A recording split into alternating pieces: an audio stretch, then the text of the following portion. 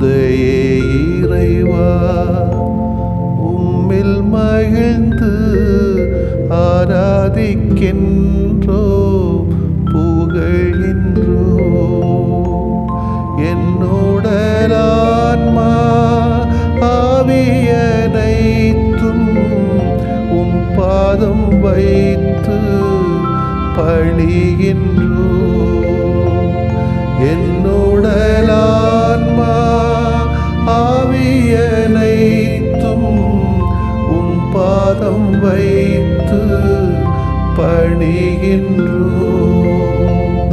இயேசுவே இறைவா, உம்மில் மகிழ்ந்து ஆராதிக்கின்றோ புகழ்கின்றோ.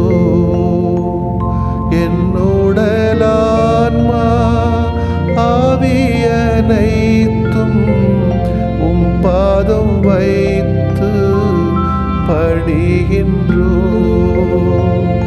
என்னுடல் ஆன்மா ஆவியனைத்தும் உம் பாதம் வைத்து பணிகின்றோ. ஆவியே இறைவா, உம்மில் மகிழ்ந்து ஆராதிக்கின்றோ புகழ்கின்றோ.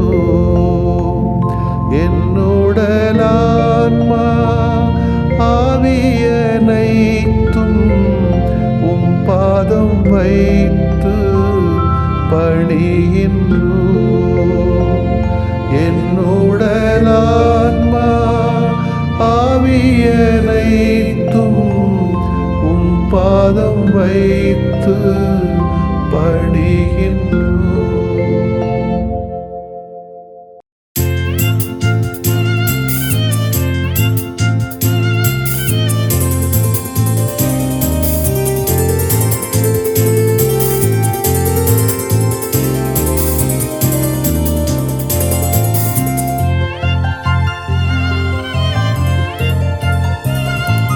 நீயே எந்தன் அன்பு மகன், இன்றே நான் உன்னை ஈன்றெடுத்தேன்.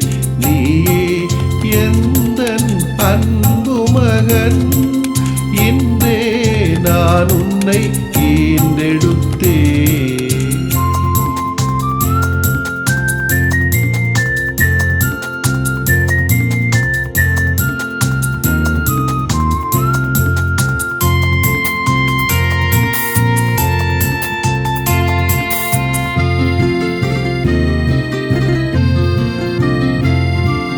கேட்கும் வரமெல்லாம் உனக்கருள்வேன், நீ கேளா நாட்டையும் உனதாக்குவேன்.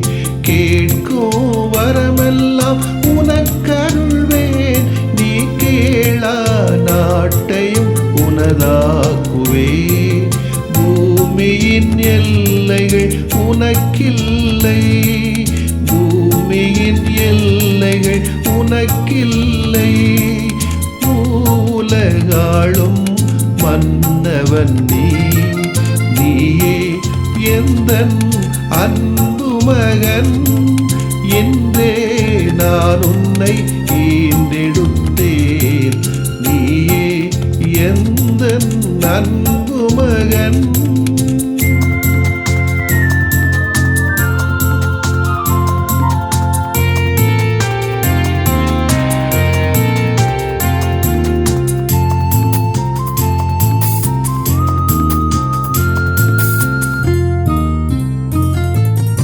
இரும்பு கோலால் அவர்களை தாக்குவீர், குயவன் கலம் போல் உடைந்தே போவர். இரும்பு கோலால் அவர்களை தாக்குவீர், குயவன் கலம் போல் உடைந்தே போவர். நாடுகள் ஆளும் மன்னர்கள் அஞ்சி, நாடுகள் ஆளும் மன்னர்கள் அஞ்சி, நாளும் ஆண்டவரை வழிபடுவீர். நீயே எந்தன் அன்பு மகன், இன்றே நான் உன்னை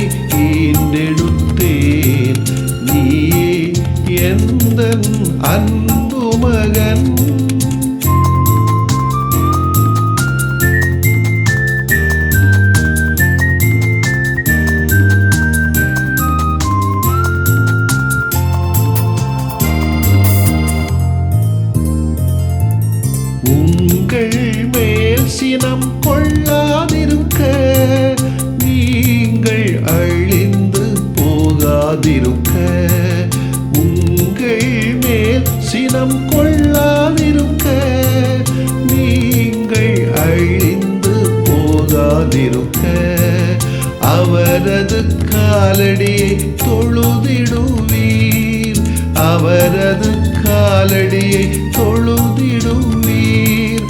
அடைக்கலம் பூவோர் பேரு பெற்றோர், நீயே எந்தன் அன்பு மகன், இன்றே நான் உன்னை ஈண்டெடுத்தேன், நீயே எந்தன் அன்பு மகன்.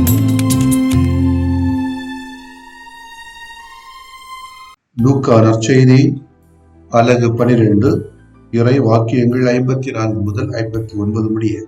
அக்காலத்தில் இயேசு மக்கள் கூட்டத்தை நோக்கி கூறியது, மேற்கிலிருந்து மேகம் எழும்புவதை நீங்கள் பார்த்ததும் மழை வரும் என்கிறீர்கள், அது அப்படியே நடக்கிறது.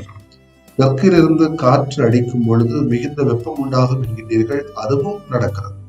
வெளிவேடக்காரரே, நிலத்தின் தோற்றத்தையும் வானின் தோற்றத்தையும் ஆய்ந்து பார்க்க அறிந்திருக்கும் போது இக்காலத்தில் நீங்கள் ஆய்ந்து பாராமல் இருப்பது எப்படி? நேர்மையானது எதுவென நீங்கள் தீர்மானிக்காமல் இருப்பது ஏன்? நீங்கள் உங்கள் எதிரியோடு ஆட்சியாளரிடம் போகும்போது வழியிலேயே உங்கள் வழக்கை தீர்த்து கொள்ள முயற்சி செய்யுங்கள். இல்லையேல் அவர் உங்களை நடுவரிடம் இழுத்து கொண்டு போக நடுவர் உங்களை நீதிமன்ற அலுவலரிடம் ஒப்புவிப்பார். நீதிமன்ற அலுவலர் உங்களை சிறையில் அடைப்பார். கடைசி காசு வரை நீங்கள் திருப்பி செலுத்தாமல் அங்கிருந்து வெளியேற மாட்டீர்கள் என உங்களுக்கு சொல்கிறேன். இது ஆண்டவரின் அருள்வாக்கு. இறைவா உமக்கு நன்றி. இயேசுவில் அன்புக்கு இனியவர்களே, இந்த உலகத்தில் தவறு என்று தெரிந்தும் அந்த செயலை செய்யக்கூடியவர்கள் அதிகம் பேரை நான் பார்க்கிறேன். இதில் அழகு என்னவென்று சொன்னால், வியப்பு என்னவென்று சொன்னால், செய்கின்ற தவறையே நியாயப்படுத்துகின்ற வகைகளிலே பல காரணங்களையும் சொல்வார்கள். அது திருச்சபையிலும் உண்டு, சமூகத்திலும் உண்டு, அரசாங்கத்திலும் உண்டு, அரசியலிலும் உண்டு, சாதாரண கிராமங்களில் நடைபெறுகின்ற ஒரு நிறுவனங்களில் நடைபெறுகிறது. ஆக தவறு செய்யக்கூடியவர்கள் தாங்கள் செய்வது தவறு என்பது தெரிந்தும் அதனை தொடர்ந்து செய்து கொண்டிருக்கிறார்கள். இந்த குற்றச்சாட்டை இயேசு தன்னுடைய காலத்திலும் பரிசேயர்கள் மற்றும் சதுசேயர்களை நோக்கி வீசுகிறார். அதை தன்னுடைய வாசக பகுதியிலே வாசிக்க கேட்டோம். பரிசேயர்கள் மற்றும் சதுசேயர்களின் தவறுகளை இயேசு சுட்டி காட்டுகிறார். அப்படி சுட்டி காட்டுகிற பொழுது அவர்கள் அந்த தவறுகளை ஏதோ அறியாமல் செய்கின்றவர்கள் போல காட்டிக் கொள்கிறார்கள். சொல்லுவாங்கல்ல, தூங்குற நாயை எழுப்பிடலாம், தூங்குற போல நடிக்கிற நாயை எப்படி எழுப்ப முடியும்? அது போலத்தான் இது இயேசுவுக்கு கோபத்தை உண்டு பண்ணுகிறது. அதனால்தான் இத்தகைய கடுமையான வார்த்தைகளை, கடினமான வார்த்தைகளை இயேசு பயன்படுத்துவதை பார்க்கிறோம். வானத்தில் நிகழக்கூடிய அடையாளங்களை வைத்து மழை வரும், வெயில் வரும் என்று சொல்லுகின்றது எளிதல்ல. அதற்கு மிகுந்த அனுபவமும் அறிவாற்றலும் தேவை. அப்படி கடினமான பணி எளிதாக செய்யக்கூடிய அளவுக்கு அறிவாற்றல் பெற்றிருக்கிற இவர்கள் அறியாமையில் தவறுகளை செய்கிறார்கள் என்பதை இயேசுவால் ஏற்றுக்கொள்ள முடியவில்லை. அது உண்மையும் கூட. இன்னைக்கு நம்மிலும் பலரும் இவர்களைப் போலத்தான், பரிசேயர்களை சதுசேயர்களைப் போலத்தான் வாழ்ந்து கொண்டிருக்கிறோம். செய்வது தவறு என்பது தெரிந்திருந்தும் அதை திட்டமிட்டே தவறு செய்வார்கள். வேற வழி இல்லாமல் அவற்றை செய்வதாக காட்டியும் கொள்கிறார்கள். இந்த பொய்யான அறியாமையிலிருந்து நாம் முழுவதுமாக விடுபட வேண்டும் என்பதுதான் ஆண்டவர் இயேசுவுடைய ஒரு ஆதங்கம். உண்மையாக நாம் வாழ முன்வர வேண்டும் என்பதுதான். அதே வேளையிலே நமக்குள் பகைமையும் வேண்டாம் என்று சொல்கிறார். வாழ்க்கையில் பிரச்சனை இல்லாமல் இல்லை. அந்த பிரச்சனைகளை அவ்வப்போதே என்ன எது என்று கண்டுபிடித்து அதை தீர்த்து கொண்டால் கசப்புணர்வு அதிகமாகாது, வெறுப்புணர்வு அதிகமாகாது. எனவே அந்த வேளைகளிலே நாம் அந்த பிரச்சனைகளை சரிப்படுத்துவதற்காக காலம் தாழ்த்துகிறோம் என்று சொன்னால் மேலும் அது நமக்கு பல பிரச்சனைகளை நம்முடைய வாழ்க்கையில உண்டு பண்ணும், வெறுப்புகளை அதிகம் உண்டாக்கும், வாழ்க்கை சீர்குலைந்து போகும். எனவே நமது வாழ்வில் நம்மை சுற்றி வாழக்கூடிய நம்முடைய சகோதர சகோதரிகளோடு நெருங்கிய உறவோடு வாழ்கிறோமா என்று யோசித்து பார்ப்போம். எது அவர்களோடு நல்ல உறவோடு வாழ்வதற்கு தடையாக இருக்கிறதோ அந்த தடைகளை எப்படி அகற்ற முடியும் என்று நமக்குள்ளே நாம் இறைவன் தருகின்ற ஞானத்தோடு நாம் சிந்தித்து பார்ப்போம். இருக்கிற சிறிய பகைமை உணர்வுகளை எல்லாம் என்னால் களைய முடியும் என்ற ஒரு யதார்த்த சிந்தனையோடு அதற்கான முயற்சிகளை எடுப்போம். கடவுளுடைய துணையுடன் கடவுள் விரும்புகிற அமைதியான வாழ்வு நமக்கு கிடைக்கப்பெற முடியும். ஆமென். இரக்கமே உருவாகி எமத்தியில் உடனிருக்கின்ற அன்பு இறைவா, எமக்காக உம்மை முழுமையாக தற்கையளித்த ஆண்டவரே, உமக்கு நாங்கள் நன்றி செலுத்துகிறோம். ஏழ்மையிலே பிறப்பெடுத்து வறுமையிலே வளர்ந்து இல்லாதோரின் உறைவிடமாக வீற்றிருந்து சிலுவை சாவு வழியாக எங்களுக்கு மீட்பு தந்த தெய்வமே, உம்மை நாங்கள் நன்றியோடு நினைக்கின்றோம், ஆராதிக்கின்றோம். அன்பான இறைவா, அகத்திலே பல உணர்வுகள், பல எதிர்பார்ப்புகள், பல ஏக்கங்கள், பல தேவைகள், இவைகளை உமது முன்பு நம்பிக்கையோடும் விசுவாசத்தோடும் சமர்ப்பிக்கின்ற ஒரு சூழலை எங்களுக்கு தந்தமைக்காக இறைவா உமக்கு நன்றி செலுத்துகிறோம். அப்பா, உமது வலிமையான வல்லமை நிறைந்த வார்த்தைகளாலே எமக்கு ஊக்கமளிக்கின்றவரே, கேளுங்கள் உங்களுக்கு கொடுக்கப்படும், தேடுங்கள் கண்டடைவீர்கள், தட்டுங்கள் திறக்கப்படும் என்று சொன்னவரே, மனம் தளராமல் சோர்ந்து விடாமல் எப்பொழுதும் மன்றாடுங்கள் என்று பணித்தவரே, இதோ மண்டியிட்டு உம்மை கேட்கிறோம். உம் மண்டியிட்டு கேட்கிற எம்முடைய தேவைகளை கண்பாரும், எம் தேவைகளை காண்பீர், எமது குரலை கேட்பீர். நோயற்ற வாழ்வே இந்த உலகத்தின் பெரு சொத்து என்று சொன்னீர். கடனில்லாத வாழ்வே இந்த உலகத்தின் பெரு மகிழ்வு என்று காண்கிறோம். கசப்பில்லாத உறவே இந்த உலகத்தின் பெரும் நிறைவாக காண்கிறோம். அழுத்தமில்லாத நிலையை இந்த உலகத்திலே பெரும் நலமாக பார்க்கிறோம். இணைந்து வாழ்வதே இந்த உலகத்தினுடைய பெரும் பலமாக பார்க்கிறோம். ஆண்டவரே, இந்த சொத்தையும் மகிழ்வையும் நிறைவையும் நலத்தையும் பலத்தையும் எங்களுக்கு தாரும் என்று கண்ணீரோடு ஜெபிக்கிறோம்.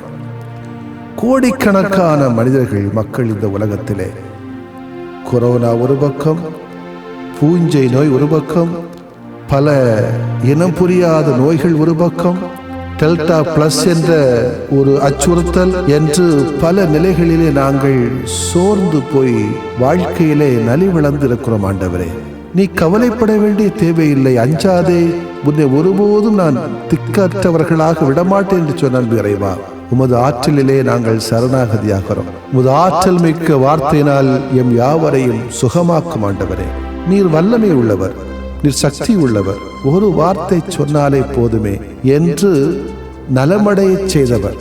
100 தலைவனின் மகனை, யாயீரின் மகளை உம்முடைய வார்த்தையால் குணப்படுத்தினீரே, பலமாக்கினீரே. இறந்த லாசரை உயிர்த்தெழச் செய்த அன்பு இறைவா, தொழு நோயாளனை தொட்டு பலப்படுத்தி ஆண்டவரே, 12 ஆண்டுகளாக இரத்த போக்கினால் பாதிக்கப்பட்ட அந்த சகோதரியை தொட்டு சமூகத்திலும் உடலிலும் உணர்விலும் பலம் கொடுத்தவரே, எங்களையும் கொஞ்சம் பாரும். உம் துயரம் இன்பமாக மாறும், உம் கண்ணீர் மகிழ்ச்சியாக மாறும் என்று எங்களுக்கு பலம் அளித்து தந்தையே, எமது துயரம் எமது துன்பம் யாவும் உம்முடைய பாதத்திலே சமர்ப்பித்துக் கொள்கிறோம். பல்வேறு கனவுகளோடு இன்றைய இளையோர்கள் வலம் வருகிறார்கள்.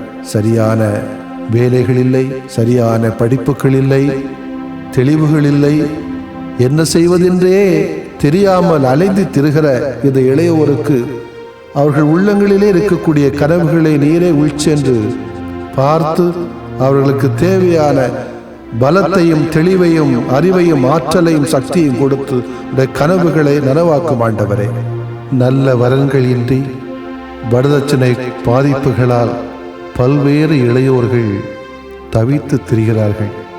குழந்தை பேர் இல்லாமல் வாழ்க்கையிலே கதிகலங்கி நிற்கின்ற குடும்பங்களை பாரும். ஆண்டவரே, நீரே இந்த குடும்பங்களில் குழந்தையாக பிறந்து அவர்களுக்கு குழந்தை பாக்கிய வழியாக குதூகலத்தை தாரும். கடன் தொல்லைகளால் பல்வேறு தற்கொலைகள் நடந்தேறுகிற சூழலிலே பலவிதமான வழிமுறைகளால் வழிகாட்டுதல்களால் உம்முடைய இரக்கத்தினால் வல்லமையினால் இறைவா, கடன் தொல்லையிலிருந்து மக்கள் விடுபட்டு மகிழ்வாக ஆனந்தமாக வளரக்கூடிய சூழ்நிலைகளை உருவாக்கியருளும். உடலால், உள்ளத்தால், உணர்வால், உறவால், உடனிருப்புகளால் இவர்கள் நிறைவான வாழ்வடைய ஏழைகளின் ஆண்டவரே எங்கள் மேல் இரக்கமாயிரும். பலவிதமான உறவு சிக்கல்களில் நாங்கள் பாதிக்கப்பட்டிருக்கிறோம். உறவோடு வாழுகின்ற உள்ளங்களில் நீரே தரிசனம் என்று நாங்கள் பாடுகிறோம் இறைவா. எங்களது சிக்கல்கள் நிறைந்த குடும்ப வாழ்க்கையிலே நல்ல உன்னதமான உயர்வான உறவுகளிலே எங்களை நிலைத்திருக்கச் செய்யும். காண்கின்றவைகள் யாவும் நல்லவைகள் என்று தெரிந்து கொள்ளாமல் எது எது உம்முடைய பார்வையிலே நல்லதோ கெட்டதோ அதை இனங்கண்டு கொண்டு வாழ்க்கையில் ஏற்றுக்கொள்ளுகின்ற மனப்பக்குவங்களை எங்களுக்கு தாரும். உமது ஆசீரும் அருளும் எங்கள் அனைவரையும் நிரப்பட்டும். கண்ணீரோடு போராடுகின்ற உமது மக்களை கண்ணோக்கி அருளும். நம்புகிறவர்களெல்லாம் நலம் பெறுவார்கள் என்று எங்களுக்கு நம்பிக்கை ஊட்டி அன்பு இறைவா. எங்களுக்கு நம்பிக்கையான வாழ்க்கையை தாரும், நலமான வாழ்க்கையை தாரும், நயமோடு வாழுகின்ற வாழ்க்கையை தாரும்.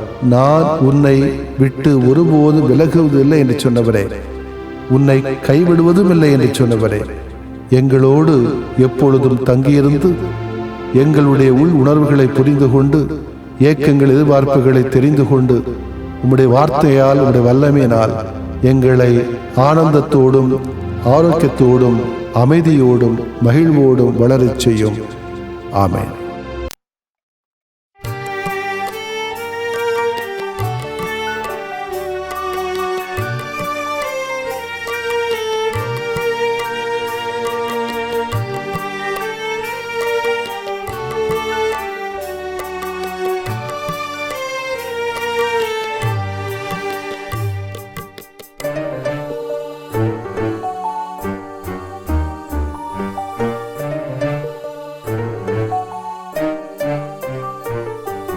நலமாகையாம் வாழ வரம் தாருமே, எம் நிலை மாற்றி உனில் வாழ நலம் தாருமே. நலமாகையாம் வாழ வரம் தாருமே, எம் நிலை மாற்றி உனில் வாழ நலம் தாருமே.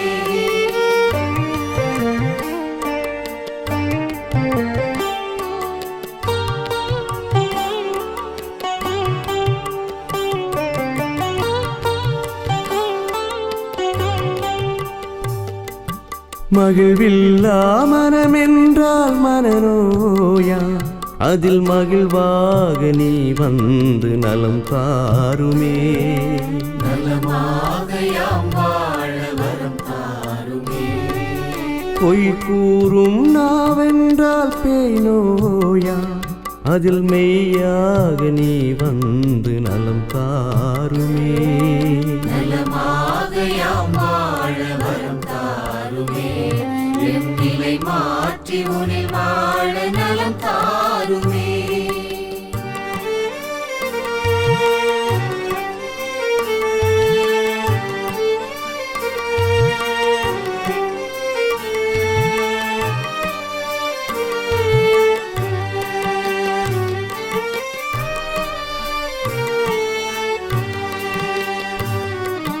பாராட்டா பண்பென்றால் பகை நோயா, அதில் பண்பாக நீ வந்து நலம் தாருமே. நலமாகையாம் வாழ வரம் தாருமே. சினமொன்றே குணமென்றால் சிரம் நோயா, அதில் சிரிப்பாக நீ வந்து நலம் தாருமே. நலமாகையாம் வாழ வரம் தாருமே, எம் நிலை மாற்றி உனில் வாழ நலம் தாருமே.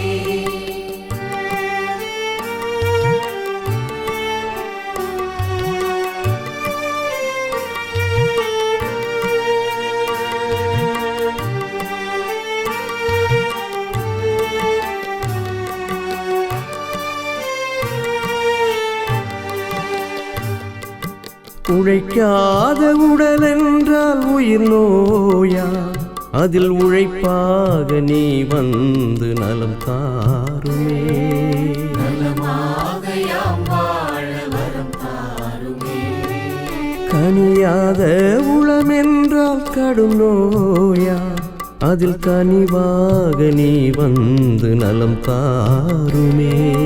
நலமாக யாம் வாழ வரம் தாருமே, எம் நிலை மாற்றி உனில் வாழ நலம் தாருமே.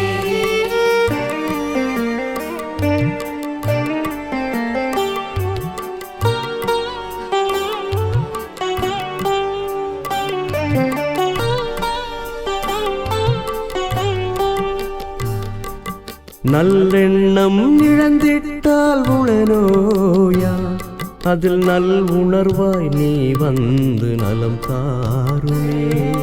நலமாக யாம் வாழ வரம் தாருமே. நம்பிக்கை களைந்திட்டால் வாழ்வில்லையா, அதில் நலமாக்கும் நீ வந்து வாழ்வாகுமே. நலமாக யாம் வாழ வரம் தாருமே, எம் நிலை மாற்றி உனில் வாழ நலம் தாருமே.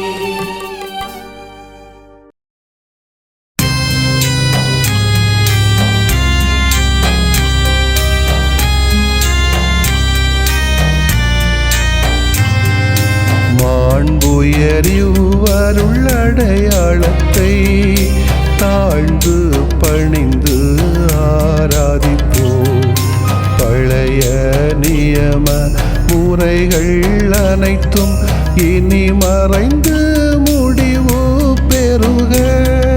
புதிய நியம முறைகள் வருக.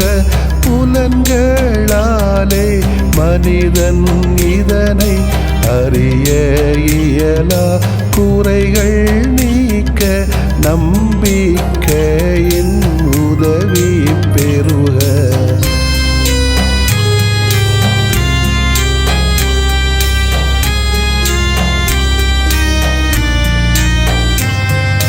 தந்தை அவர்க்கும் மகன் அவர்க்கும் புகழ்ச்சியோடு வெற்றியாக்கும்.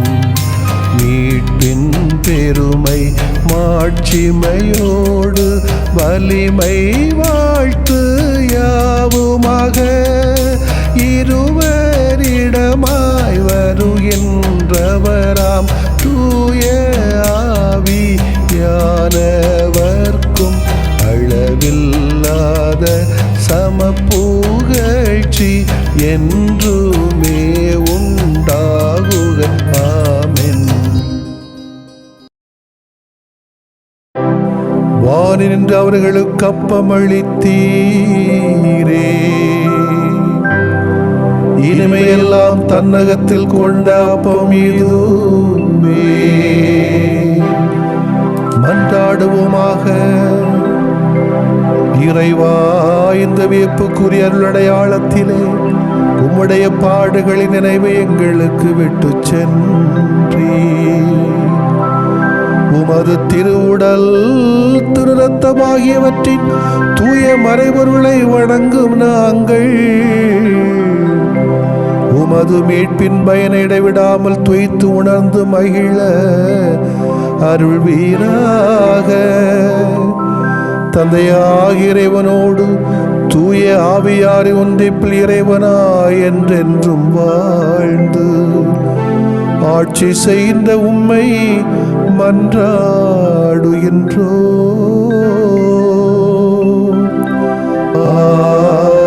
ஆமென்.